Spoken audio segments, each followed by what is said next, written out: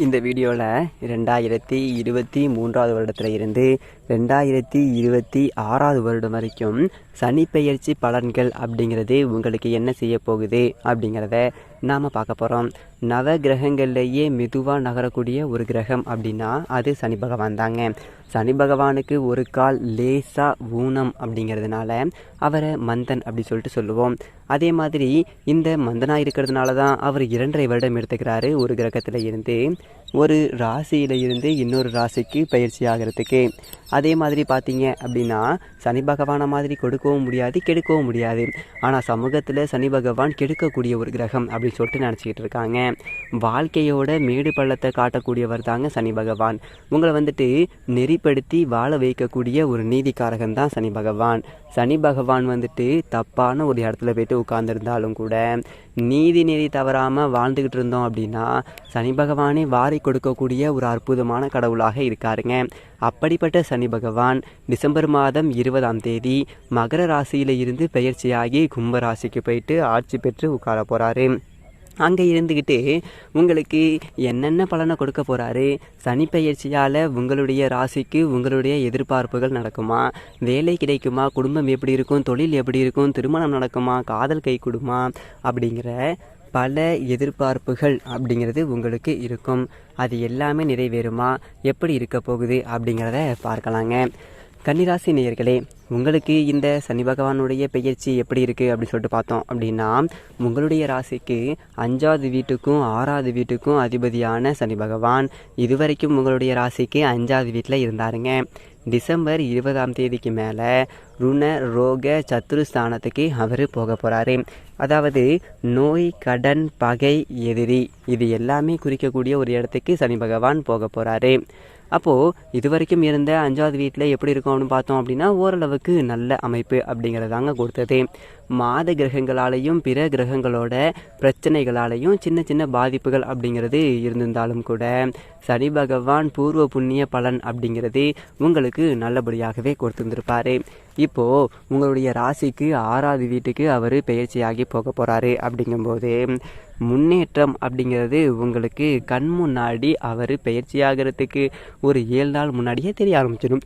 சரி, வாழ்க்கையில் ஏதோ ஒரு நல்லது நடக்குது அப்படின்னு சொல்லிட்டு ஒரு நேர்மறை சிந்தனை அப்படிங்கிறது நம்மக்கிட்ட வருங்க. டிசம்பர் 20ஆம் தேதியில் இருந்து தொழில் உத்தியோகத்தில் எதிர்பார்த்த உதவிகள் அப்படிங்கிறது கிடைக்கும். நம்மக்கிட்ட பணம் இல்லை, ஆனால் ஒரு தொழில் பண்ணலாம் அப்படிங்கிற ஒரு யோசனை இருக்குது.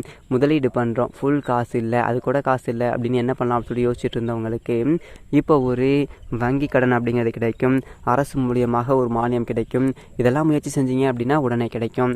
வெளியில் ஒரு 10 ரூபா வட்டிக்கு கடன் வாங்கி கஷ்டப்பட வேண்டியது அப்படிங்கிறது இல்லை.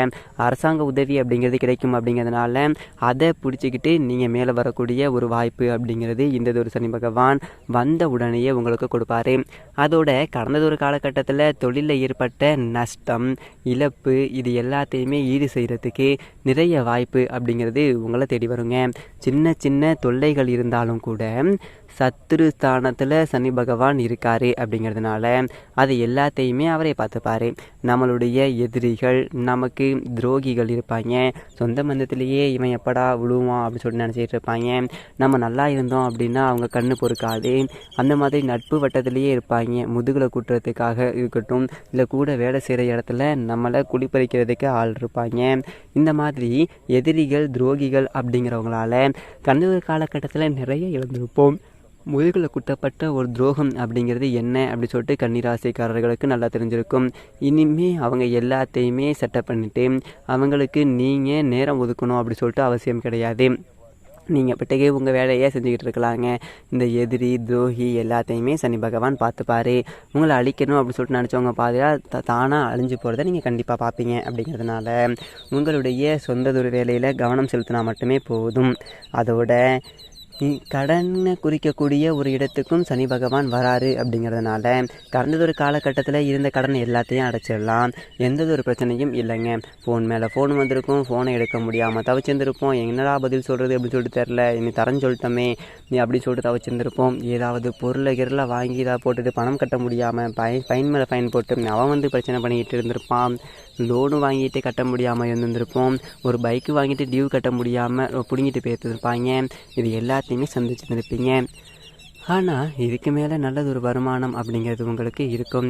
எல்லா கடனையுமே அடைச்சிட்டு ஒரு கௌரவமாக வாழலாம். எங்கே கடன்காரன் உட்கார்ந்துருப்பான் அப்படி சொல்லிட்டு 4 தடவை சுற்றி போகணுமா, அதே தெருவில் இப்போது கௌரவமாக நாம் போகக்கூடிய ஒரு நேரம் அப்படிங்கிறது வந்துருச்சு. அதோட சனி பகவானுடைய பார்வை அப்படின்னு பார்த்தீங்க அப்படின்னா உங்களுடைய ராசிக்கு 3வது வீட்டில் இருந்து 8வது வீட்டில் இருந்து 12வது வீட்டுக்கு போகுது. இதன் விளைவாக பார்த்தீங்க அப்படின்னா சகோதர வர்க்கத்தோட ஒற்றுமை அப்படிங்கிறது பலமாகும். 3ல் சனி பார்வை இருக்குது அப்படிங்கும்போது வழக்குகளும் சாதகமாக முடியும். பூர்வீக சொத்தை பாகம் பிரிச்சுக்கலாம். பங்காளி ஏதாவது கேஸ் போட்டு வச்சுருக்கான், சொத்தை ஏதாவது விற்க முடியலை, பாகம் பிரிக்க முடியலை, எப்படி இருந்தவங்க எல்லாத்துக்கும் கூட இதுக்கு மேலே சொத்து விற்று காசு கைக்கு வரும். சொத்தை பாகம் பிரிச்சுக்கலாம். அதே மாதிரி உத்தியோகம் பார்க்குற இடத்துலையும் சக ஊழியர்களால் உங்களுக்கு நன்மைகள் அப்படிங்கிறது இருக்கும். நம்மளோட திறமையை புரிஞ்சுக்கிட்டு மேலதிகாரிகள் நடந்துப்பாங்க. 10 ரூபா சம்பளம் கூடுதலாக கிடைக்கும். இந்த வாய்ப்பு எல்லாமே உங்களுக்கு இருக்குது. சனியினுடைய பார்வை அப்படிங்கிறது 8வது வீட்டில் பதிக்குது. அப்போது லேசாக நமக்கு ஆரோக்கிய தொல்லைகள் அப்படிங்கிறது வரதான் செய்யும். இந்த மாற்ற முடியாது. அதே மாதிரி பங்குதாரர்கள் விரோதத்தால் இது வரைக்கும் ஒரு மூடி கடந்த தொழில் எல்லாமே திறக்கப்படும். ஏதோ ஒரு கூட்டு தொழில் செஞ்சுருக்கீங்க, கூட்டாளிகளோட ஒருத்தருக்கு ஒருத்தர் பிரச்சனை, ஒன்றும் புரிஞ்சிக்காமல் ஒருத்தருமே நடத்த வேணாண்டா அப்படி சொல்லிட்டு இழுத்து பூட்டி வச்சுருந்துருப்போம். அந்த மாதிரி இருக்கையில் இப்போது ஏதோ ஒரு ரூபத்தில் போய்ட்டு பைசலாகும். இந்த நீ காசை வச்சுக்கோ, நான் தொழிலை வச்சுக்கிறேன், பொருளை நீ எடுத்துக்கோ அப்படிங்கிற மாதிரி பைசலாகி இதுக்கு மேலே அந்த தொழில் உங்கள் கைக்கு வரக்கூடிய ஒரு வாய்ப்பு இருக்குது. அதே மாதிரி வங்கி கடன் பைசல் செய்கிறதுக்கும் வழி அப்படிங்கிறது திறக்கும்.